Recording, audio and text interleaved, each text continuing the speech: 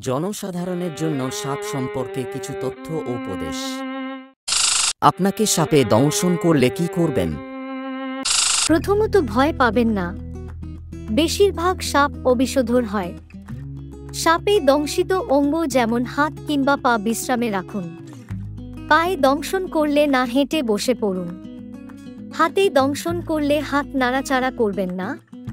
হাড় ভাঙলে যেভাবে কাট ব্যান্ডেজ দিয়ে স্প্লিন্ট করে ওইভাবে ব্যবস্থা নিন। দংশিত অঙ্গে গিঁট দিবেন না। সাথে সাথে নিকটস্থ হাসপাতাল কিংবা ডাক্তারের পরামর্শ নিন। মোটরবাইক অ্যাম্বুলেন্সের সাহায্য নিন। দংশিত স্থানে কাটবেন না, সুই ফুটাবেন না কিংবা কোনো রকম প্রলেপ লাগাবেন না। ওঝা কিংবা বৈদ্য দিয়ে চিকিৎসা করে কিংবা ঝাড়ফুঁক করে অযথা সময় নষ্ট করবেন না। যত দ্রুত সম্ভব নিকটস্থ হাসপাতালে নিয়ে আসুন।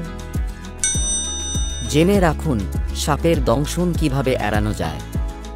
বাড়ির চারপাশ পরিষ্কার রাখুন। শোয়ার ঘরের সাথে খাবার সামগ্রী যেমন ধান, চাল, হাঁস, মুরগি, কবুতর না রাখা উত্তম।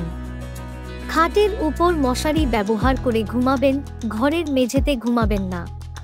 রাতের বেলায় মাচায় শোয়ার ব্যাপারেও বিশেষ সাবধানতা অবলম্বন করুন। ঘাসের মধ্যে কিংবা ঝোপঝাড়ের ভিতর খুব সাবধানে হাঁটুন ও লম্বা জুতো কিংবা বুট জুতো পরুন।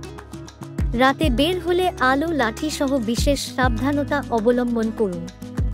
গর্তের মধ্যে হাত কিংবা পা দিবেন না। স্তূপীকৃত লাকড়ি অথবা খড় খুব সাবধানে নাড়াচাড়া করুন। মাছ ধরার সময় চাই কিংবা জালের মধ্যে হাত দেওয়ার আগে সাপ আছে কিনা দেখে নিন। জেনে রাখুন অবিষধর সাপে দংশনের লক্ষণ। অবিষধর সাপে দংশনের স্থানের ত্বক হালকা ফুলে যায়, সামান্য রক্তপাত হয় ও ত্বকের রং পরিবর্তন হয়। জেনে রাখুন বিষধর সাপে দংশনের লক্ষণ। বিষধর সাপে দংশনের স্থানে প্রচণ্ড ব্যথা হয় এবং প্রচুর পরিমাণে রক্তপাত ঘটে।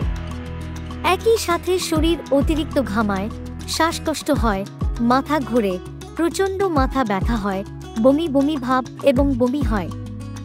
ভিডিওটি মনোযোগ সহকারে দেখার জন্য ধন্যবাদ। পরবর্তী ভিডিও পেতে লাইক, কমেন্ট, শেয়ার ও সাবস্ক্রাইব করে আমাদের সাথেই থাকুন।